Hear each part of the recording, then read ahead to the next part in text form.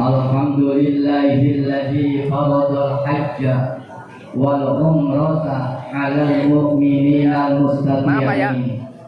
Wassalatu wassalamu ala asyrafil anbiya'i wal mursalin sayyidina wa maulana Muhammadin khatamin nabiyyin wa ala alihi tahirin wa ashabihi kirami ajma'in. Amma ba'd. Faqad qala Allah ta'ala fil Qur'anil 'azim, inna safa wal marwata min sya'airillah, faman hajjal baita aw i'tamara fala junaha 'alaihi ay yatawwafa bihima, wa man tatawwa'a khairan fa innallaha syakirun 'alim. Wa qala Rasulullah sallallahu alaihi wasallam, al-umratu ilal umrati kafaratul lima bainahuma wal hajjul mabrur laisa lahu jazaa'un illa jannah. Yang saya muliakan dan kita muliakan keluarga besar almarhum Bapak Haji Muhammad Zain, para sepuh hadirin kaum muslimin, para asatidzah wal ustadzat, para alim ulama, bini sepuh hadirin wal hadirat, jamaah walimatus safar yang dimuliakan Allah Subhanahu wa taala. Pada malam hari ini kita berkumpul bersama-sama dalam rangka menghadiri dan mendoakan saudara-saudara kita yang akan berangkat menunaikan ibadah haji. Yang pertama Bapak Eko yang tadi menyampaikan sambutannya, bersama Ibu Heni, juga Bapak Romli bersama Ibu Suryana. Bahkan insya Allah Bapak Haji Muhammad Abdul Rashid akan berangkat umroh nanti tanggal 13 sebanyak 45 orang. Alhamdulillah. Kita doakan bersama-sama semoga saudara-saudara kita yang akan berangkat menunaikan ibadah haji dan yang akan berangkat menunaikan ibadah umroh selamat, sehat walafiat dalam perjalanannya. Di tanah sucinya Allah berikan selamat, sehat walafiat, dan kita doakan bersama-sama semoga mereka kembali ke tanah air, kumpul dengan kita semua dalam keadaan selamat, sehat walafiat, seraya membawa hajjan mabrura wa sa'yan masyura wa dzamban maghfura wa tijaratan lan tabur. Amin ya rabbal alamin. Alhamdulillah kita ditakdirkan bertemu lagi setelah beberapa tahun ya. Guru saya masih ngikut taklim di musola. Alhamdulillah Pak Haji masih ada. Ustaz Nur Hasan alhamdulillah. Pak Haji Pungut mana Pak Haji Pungut? Ji sehat Ji? Alhamdulillah. Dia nggak lupa sama saya. Saya kalau makan di restoran Kokom ada dia enak, nasinya kagak diiku. Wabil khusus yang akan berangkat ibadah haji dan umroh, umumnya bagi kita semua, Bapak Ibu Saudara yang akan berangkat haji, yang akan berangkat umroh, harus memiliki 3 macam niat. Harus punya 3 macam niat. Yang berangkat haji, yang umroh harus punya 3 macam niat. Tanamkan yang dalam dan niatkan yang kuat bahwa kita dari sini ke sana tuh membawa 3 macam niat. Jangan saya koyak, Bang Eko.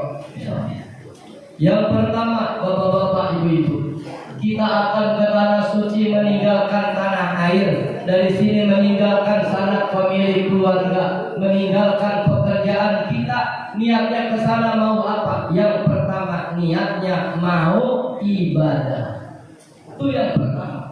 Niatnya mau ibadah, niatkan yang kuat, tancapkan yang kuat. Jangan sampai dari sini berangkat ditangisin, berangkat didoain, sampai di sana ibadahnya males. Jangan sampai. Kuatkan niat kita dari sini ke sana tuh mau ibadah. Ibadah apa di sana? Yang pertama dan paling utama, makanya kita berangkat ibadah ke sana, melaksanakan ibadah yang tidak bisa dikerjakan di tempat lain. Melaksanakan ibadah yang tidak bisa dilaksanakan di kampung kita. melaksanakan ibadah yang tidak bisa dilaksanakan di negara lain, hanya satu pelaksanaannya, yaitu di kota suci Makkah Al-Mukarramah. Ibadah apa itu? Ibadah haji dan umroh. Wa atimul hajja wal umrata lillah. Itu kalau ibadah-ibadah yang lainnya, sholat umpamanya di mana baik juga sah. Kita sholat di masjid di sini di Polis sah. Sholat di Cianjur sah, sholat di Papua juga sah. Tapi ibadah haji hanya bisa dilaksanakan dan sahnya dilaksanakan di kota suci Mekah. Itu ada beritanya katanya berangkat hajinya ke India, enggak sah. Berangkat haji ke India, menemuin Kumar Pura, Amitabh Bachchan. Ibadah haji itu ke Mekah. Tidak ada tempat lain untuk melaksanakan ibadah haji dan umroh kecuali Makkah. Nah, ibadah ini saudara-saudara yang akan berangkat haji dari Indonesia, kebanyakan pada umumnya sampai di sana tuh umroh dulu. Sunnahnya sih bagusnya haji dulu, karena firman Allah begitu, wa atimmul hajja wal umrata lillah. Penuhi, laksanakan ibadah haji dan umroh. Jadi kronologisnya, urutannya kalau mengikuti Al-Quran sampai di sana tuh haji dulu. Udah selesai menunaikan ibadah haji, baru kita melaksanakan ibadah umroh yang disebutnya haji ifrad. Tapi orang kita ribet.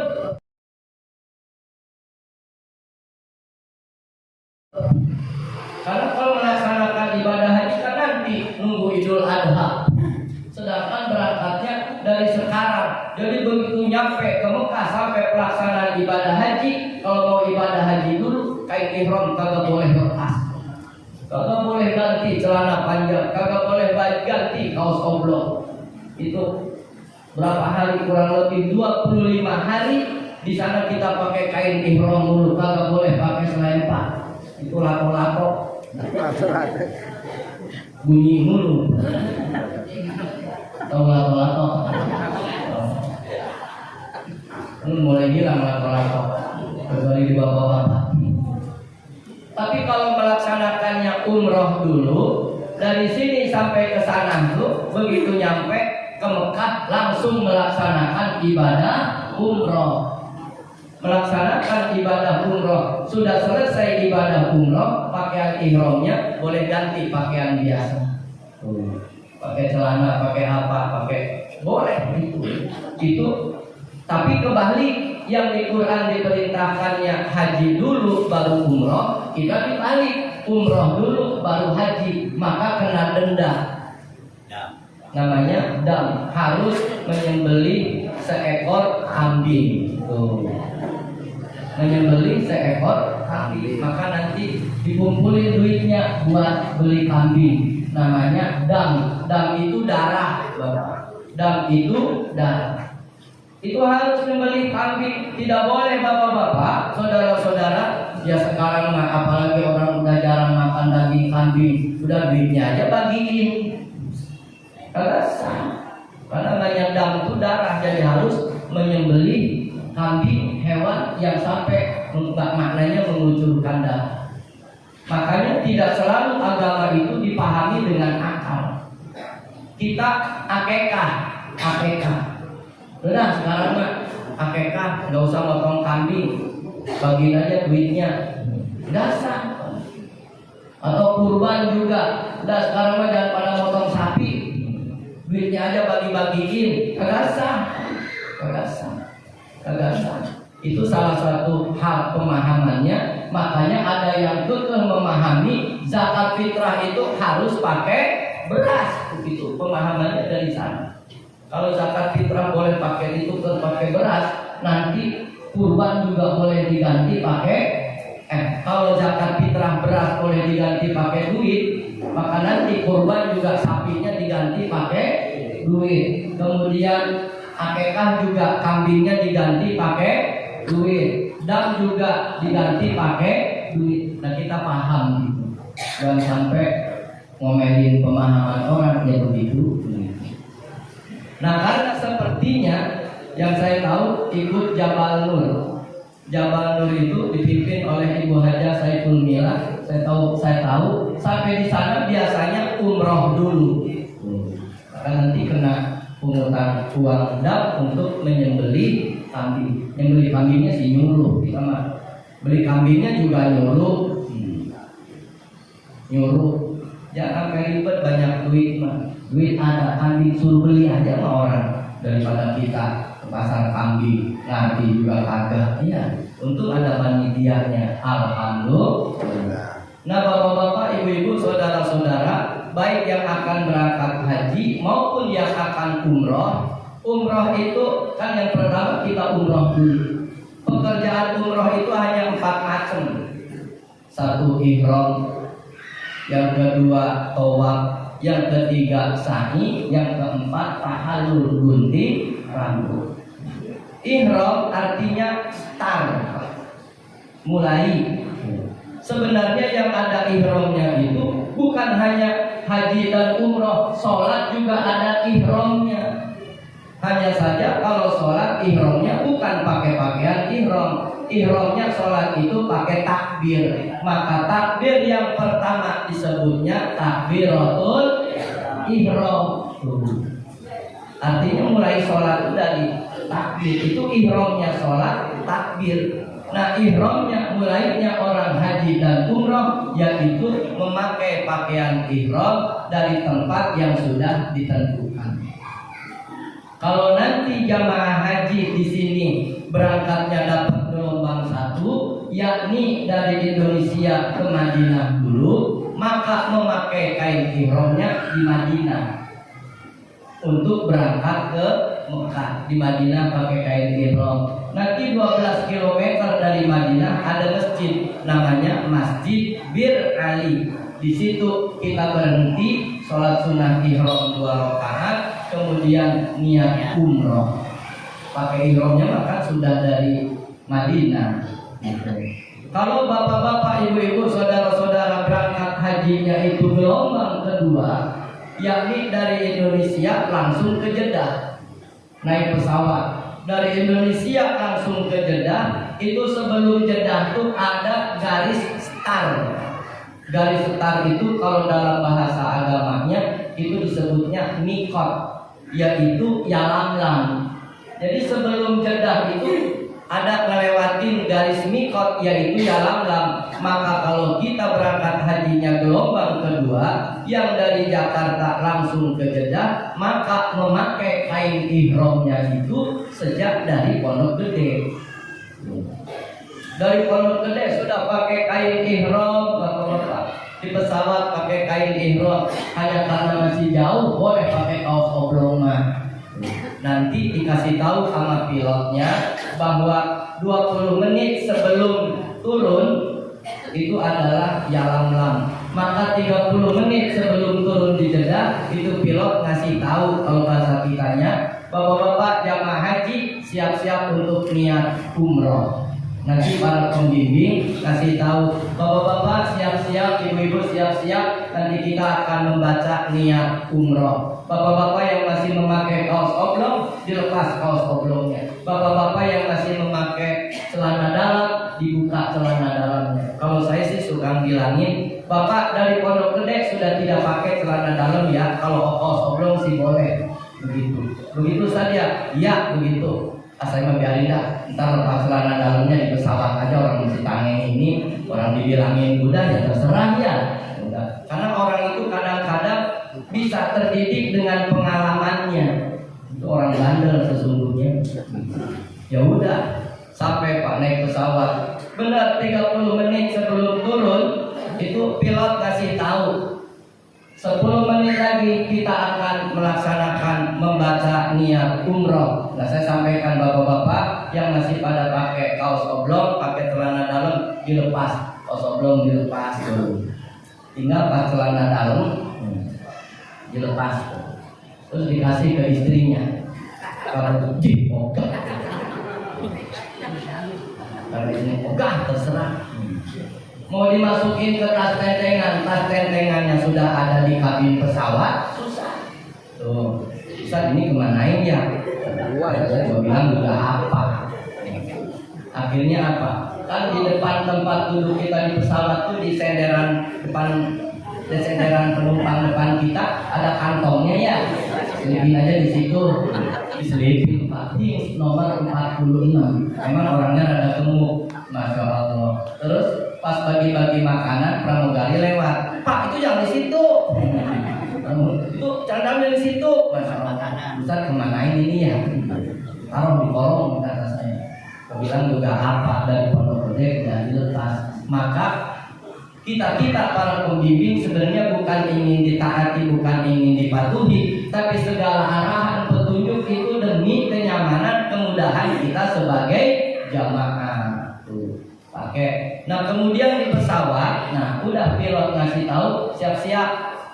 Maka kita yang di pesawat ini tidak melaksanakan sholat sunnah ihram, maka langsung kita membaca niat itu masih di dalam pesawat. Anggap saja kita bapak-bapak, ibu-ibu, saudara-saudara sedang di dalam pesawat menuju Jeddah. Anggap saja saya pembimbingnya, di jamaah haji semuanya. Amin ya robbal alamin. Kata saya begini, Bapak Ibu mari kita bersama-sama membaca niat untuk pelaksanaan umroh. Silahkan diikuti. Ikuti Bapak Ibu ya semuanya. Bismillahirrahmanirrahim. Nawaitul umrata wa ahramtu biha lillahi ta'ala. Saya niat umroh dan ihram untuknya karena Allah Ta'ala. Labbaik Allahumma umratan, labbaik Allahumma labbaik, labbaik la syarika laka labbaik, innal hamda wa ni'mata laka wal mulk la syarika lak. Sejak kita mengucapkan niat dan sudah terbiasa seperti tadi, maka mulai saat itulah berlaku firman Allah, fala rafata wala fusuqa wala jidala fil hajj. Tidak boleh bermesraan walaupun sama bini sendiri. Tuntas hati-hati itu. Mana lakinya pakai kain ihram doang di pesawat, sampingnya bininya. La ilaha illallah. Itu istrinya yang harus sabar tuh. Istrinya jangan nanya, abang nggak pakai celana ya? Nggak boleh tuh. Tapi lagi pakai kain ihram jangan ngurus-ngurusin begitu. Jangan ngurus-ngurusin begitu. Udah tuh, terus naik pesawat, ntar turun di Jeddah. Atau dari Madinah naik bis. Jamaah haji dari Madinah ke Mekah atau dari Mekah ke Madinah, sungguh pun di sana sudah ada kereta api cepat, tapi jamaah haji SOP-nya itu standarnya operasionalnya itu naik bis. Jadi pakainya bis. Gak tahu kalau yang WNH plus ya. Tapi kita mah WNH biasa yang kalau martabak telur juga, kalau yang biasa mah telurnya cuma 2. Ya dari Madinah ke Mekah itu naik bis. Dari Madinah ke Mekah itu perjalanan kurang lebih Semarang Jakarta. Lumayan juga. Jakarta Semarang, Semarang Jakarta. Sudah sampai di Mekah, bapak-bapak, ibu-ibu, saudara-saudara jamaah haji akan diantar ke pemondokan. Kalau yang penerbangannya Soekarno-Hatta, di Mekahnya ditempatkannya di Mispalah. Dulu saya rasa di mana? Mispalah juga ya. Iya, alhamdulillah. Mispalah juga tahun ini Mispalah. Waktu saya kemarin di Sisa, sekarang diganti di Mispalah. Mohon persiapan mental saja dalam ibadah haji.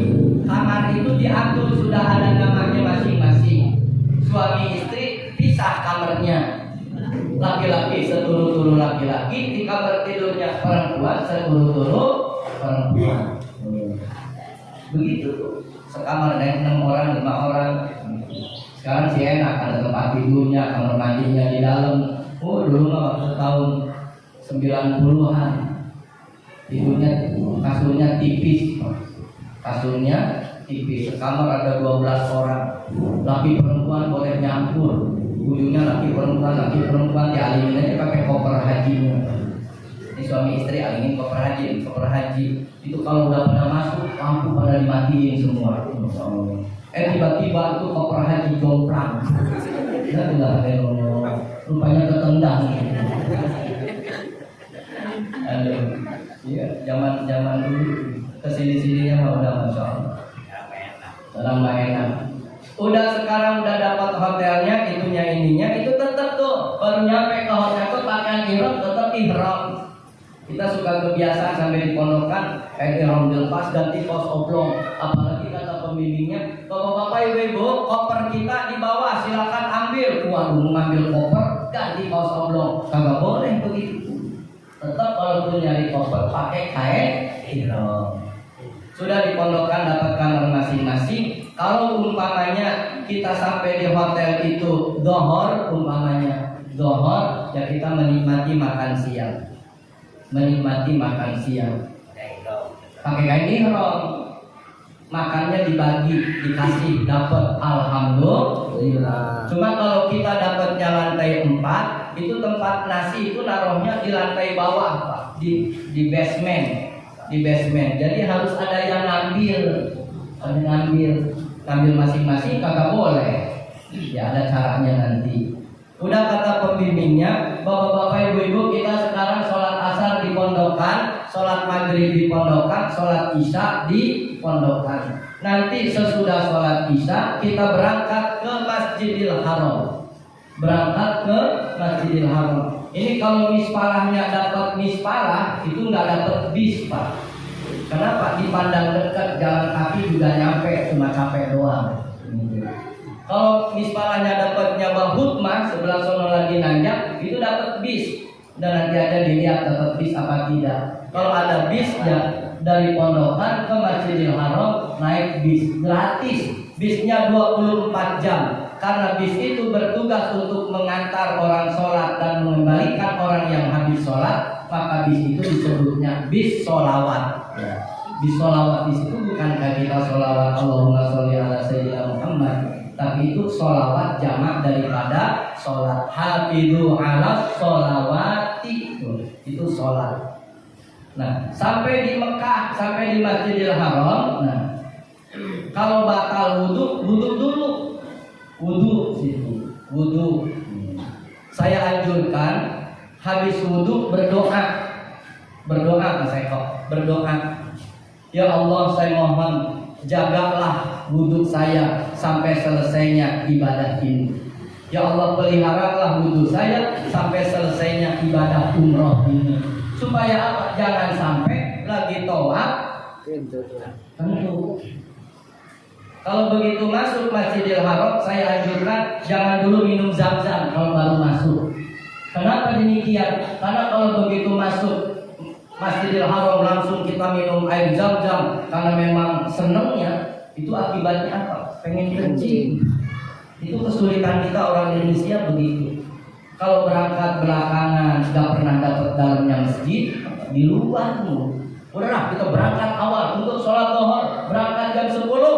Benar, alhamdulillah dapat lihat Ka'bah di dalam masjid. Belum zuhur pengen kencing. Keluar lagi. Udah keluar susah lagi masuk. La ilaha illallah. Tapi ini mah khusus buat yang berangkat haji ya. Saya kasih tahu aja saking aja di sini dulu saya haji di sini. Kalau terasa pengen kencing, kalau terasa pengen buang air besar, mau kencing jauh harus keluar.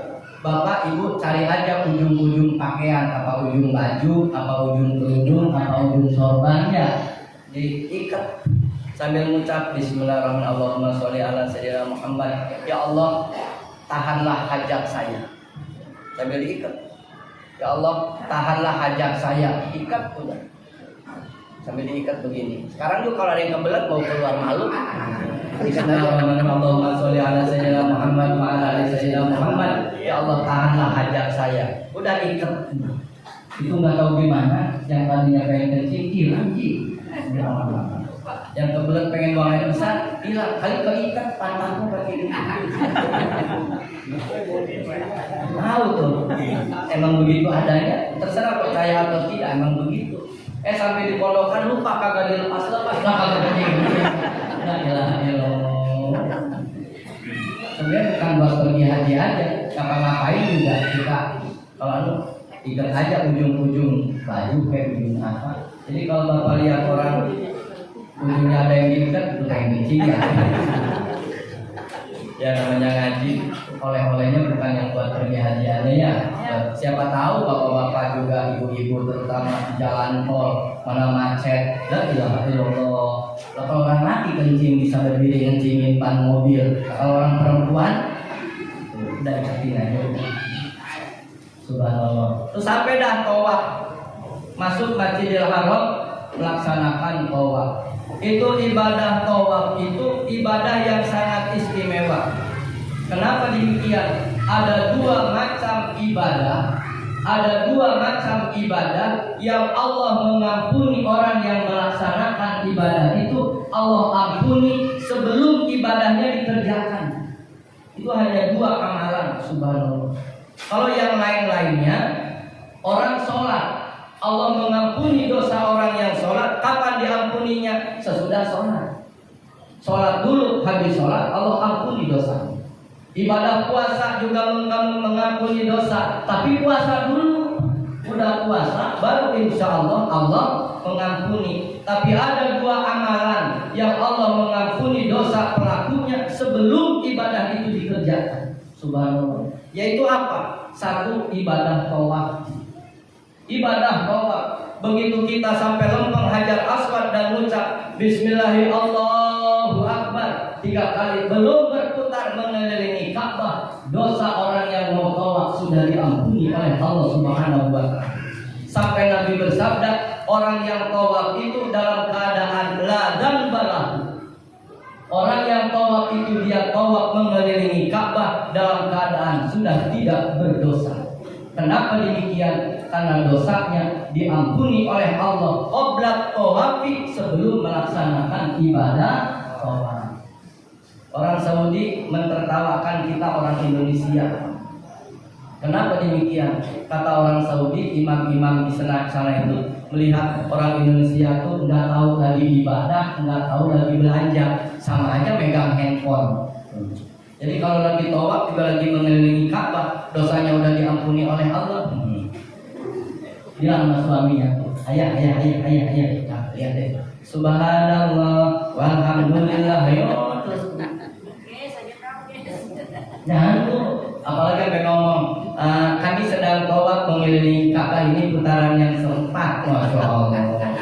Kayak reporter TV aja mah. Itu kata orang Saudi. Subhanallah, orang Indonesia lagi ibadah pakai nyempetin diri begitu, menghilangkan kekhusyuan ibadah. Yang itu, kata orang Saudi, orang ahli di sana, orang Indonesia pada bohong.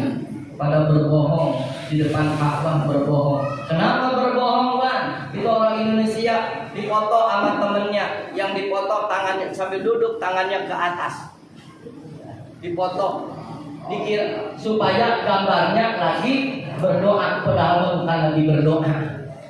Kagak doa apa-apa, orang tangannya doang begini katanya. Sampai di rumahnya mah lagi berdoa, padahal mah kagak berdoa apa-apa. Jadi saya sarankan lagi tawaf mah ya tahan dulu handphonenya ya, terutama yang muda-muda ini. Ntar udah selesai tawaf baru udah mau selfie mau apa. Itu tawaf diampuni dosanya qabla tawafi, sebelum melaksanakan tawaf. Amalan yang kedua yang diampuni oleh Allah sebelum amal itu dilaksanakan yaitu apa? Pahala thalabul ilmi. Pahala ngaji. Subhanallah. Maka kita yang tidak bisa tawaf ke sana, maka ada amalan bagi kita yang dosa kita diampuni oleh Allah sebelum kita melakukan amalan itu. Yaitu apa? Thalabul ilmi, ngaji. Nabi Muhammad sallallahu alaihi wasallam bersabda, Manin taqala liyata'allama ilman ghufira lahu qabla ayyahtua. Manin taqala, siapa orang yang pergi berangkat liyata'allama ilman, untuk menuntut ilmu. Siapa orang yang pergi mau ngaji, ghufira lahu, maka diampuni dosanya qabla ayyahtua, sebelum ia melangkah. Sebelum melangkah berangkat ngaji, baru pakai baju koko doang, baru pakai peci doang, apalagi di musolanya udah ya Rabbi bil Mustafa, kata istri bapak tuh udah mulai aja ya berangkat dan buru-buru sambil jalan sambil ngancingin koko. Kan kita mah orang lagi main beres aja ya, ngancingin koko sambil jalan santai. Waalaikumsalam. Sampai di musola orang-orang pada tertawa. Kenapa demikian? Bajunya tinggi sebelah, ternyata kancingnya kagak atur. Tapi itulah pahala mengaji, ampunan Allah bagi orang yang mengaji. Allah ampuni dosanya qabla ayyahtua, sebelum orang itu berangkat. Maka bapak-bapak, saudara-saudara, berangkatlah ke pengajian. Kalau anak kecil belajar menuntut ilmu di sekolah, anak rada gede lagi belajar menuntut ilmunya di sanawiyah, di SMP, yang sudah gede lagi belajarnya di SMA, di aliyah, yang sudah gede lagi di perguruan tinggi. Nah kita yang sudah pada begini, udah pada rumah tangga, mau belajar di sekolah kagak bisa, mondok di pesantren udah kagak mungkin. Maka sementara thalabul ilmi wajib, maka kita thalabul ilminya di masjid, di musola. Nah kalau kita sekolah kagak, pesantren kagak, kuliah kagak, ngaji juga kagak, dari mana kita dapat pahala? Ya Allah, thalabul ilmi, insya Allah di sini pada rajin ngaji. Alhamdulillah, kan dari pecinya aja peci pengajian. Ya, insya Allah. Tawab, sani, tahallul. Itu niat yang pertama ke sana mau ibadah. Usahakan umroh jalan-jalan satu kali. Ibadah apa lagi? Berjamaah sholat. Saya sampaikan ini untuk berjamaah sholat di Masjidil Haram. Saudara-saudara, jangan tergantung kepada teman. Jangan tergantung kepada teman sekamar. Niatkan kita, gua mau ibadah. Karena kalau tergantung sama teman, ujung-ujungnya mau ke masjid enggak? Enggak, saya mau di rumah aja. Ya udah, bagi rumah tuh. Ini mah ngaji belakang aja. Dari sininya yang berangkat sambutannya sampai nangis, ditangisin, didoain. Sampai di sananya mah kadang-kadang ibadahnya males, Pak. Jangan begitu. Khawatir apa? Khawatir kita berangkat menunaikan ibadah haji, diundang oleh Allah untuk haji hanya sekali seumur hidup, sekarang aja. Kenapa demikian? Karena kalau sudah berangkat haji baru bisa daftar lagi sesudah 10 tahun dari berangkat. Sekarang berangkat 2023 baru bisa daftar lagi 10 tahun kemudian, berarti tahun 2033 baru boleh daftar. Di tahun 2033 daftar, berangkat hajinya 27 tahun yang akan datang. Berarti kalau dihitung dari sekarang kita bisa berangkat haji lagi 37 tahun yang akan datang. Ibadahnya ke sana, insya Allah ibadah haji, umrah, sholat, masya Allah, ibadah ke sana, niatnya mau. Yang kedua, kita ke sana tuh niatnya mau apa? Mau bertobat, mau bersih, mensucikan diri dari dosa-dosa kepada Allah Subhanahu Wa Taala, kepada sesama manusia.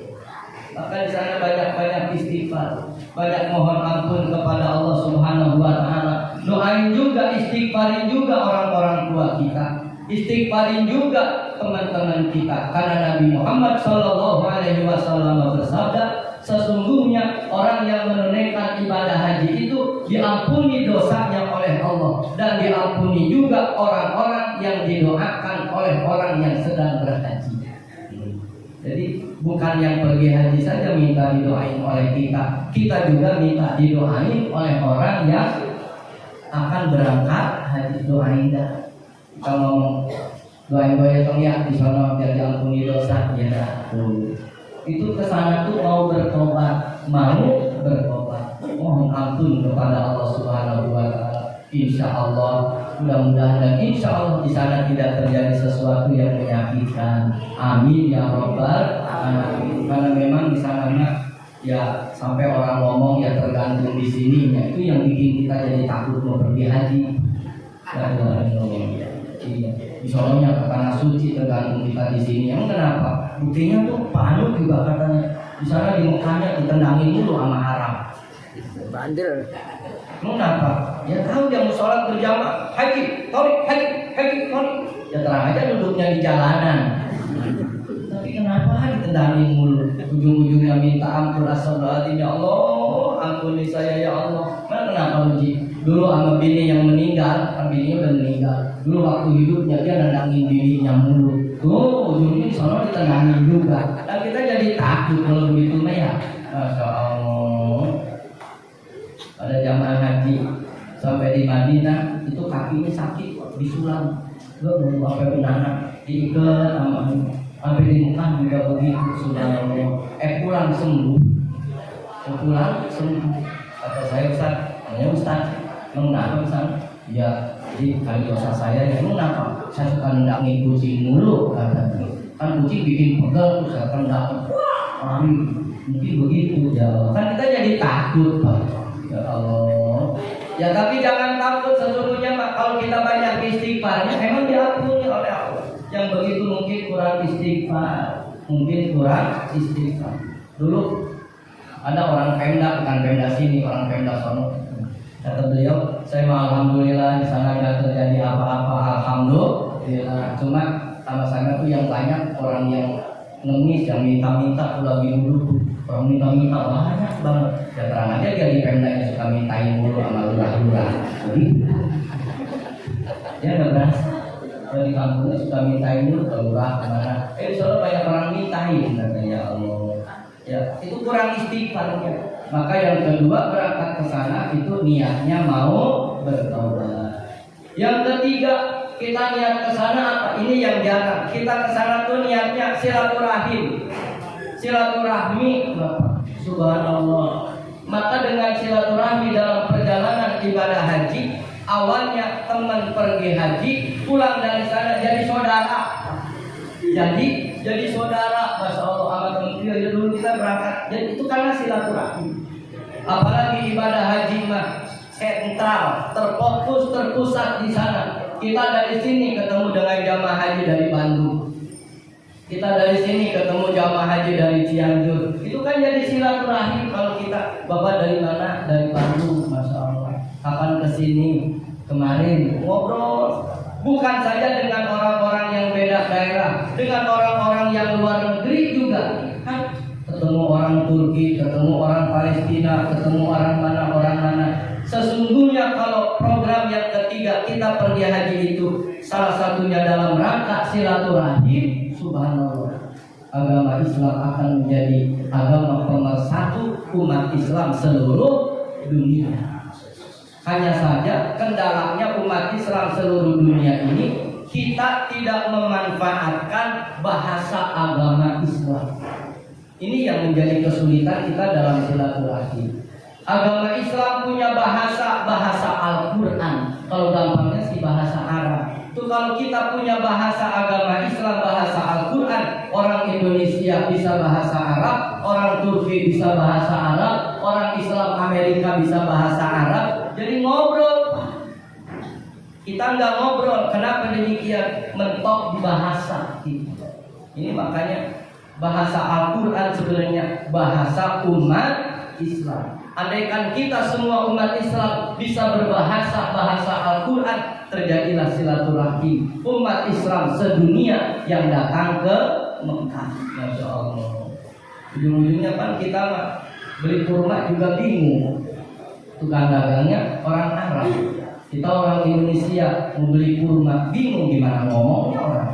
Kagak bisa. Untungnya kita mah orang Indonesia mau sholat tuh diajarin usolli. Kan kita niat sholat pakai usolli, ujungnya apa? Beli kurma bahasanya pakai usolli. Wah, bismillah aja dah. Al-lughah al-fahmu, bahasa itu yang penting ngerti. Musalah mukagak yang penting mah ngerti. Tuh kita orang Indonesia datang aja Pak ke tukang dagang kurma. Wan, Wan, usolli wan. Sambil nunjuk korma. Wan, usolli. Tukang korma Arab bingung. Haji, soleh, mana masjid? Sholat ke masjid, soleh masjid, roh masjid, soleh. Hada mu masjid, hada dukan.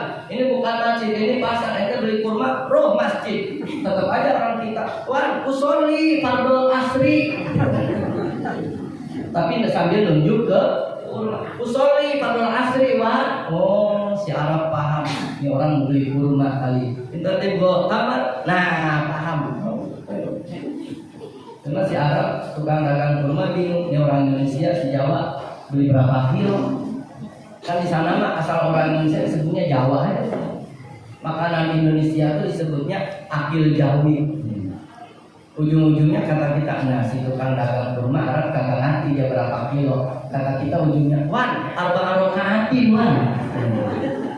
Padahal mah arba rokaatin itu 4 rakaat, tapi dipakai ngomong 4 kilo, cara paham. 4 kilo, bener, 4 rokaatin, Masya Allah. Cuma belum, kan sana timbangannya timbangan jarum. Jarumnya belum lempeng ke angka 4, udah mau diangkat. Kita protes, wan, mustaqbil al-qiblah, wan. Mustaqbil al-qiblah, Masya Allah. Mustaqbil al-qiblah, ya benar dilempengin, alhamdulillah. Kebiasaan buruk orang kita, kalaupun timbangannya sudah betul, suka minta nambah. Wan, billahi ta'ala ya, billahi ta'ala. Nah, kita beli kurma pakai modal, usolli. Nah, yang penting mah tancapkan niat dengan kuat. Antum yang pada berangkat haji dan umroh dari sini ke sana mau ibadah. Yang kedua, mau bertobat, mohon ampun kepada Allah Subhanahu wa Ta'ala. Semoga seperti yang disabdakan Nabi, orang yang pulang haji yang kembali ke tanah airnya dalam keadaan tidak punya dosa, seperti bayi yang baru dilahirkan dari ibu. Yang ketiga, niatkan silaturahim dengan harapan insya Allah dari sini berangkat teman-teman haji satu rombongan, pulang dari sana jadi saudara. Insya Allah. Demikianlah Bapak, Ibu, saudara-saudara, pas seperti yang direncanakan. Sekarang udah jam 12, kurang 2 jam. Mudah-mudahan Bapak, Ibu, saudara-saudara diberkahi oleh Allah Subhanahu wa Ta'ala. Berkah umurnya, berkah rezekinya, berkah keturunannya. Kurang lebihnya mohon maaf. Afwan minkum. Wassalamualaikum warahmatullahi wabarakatuh.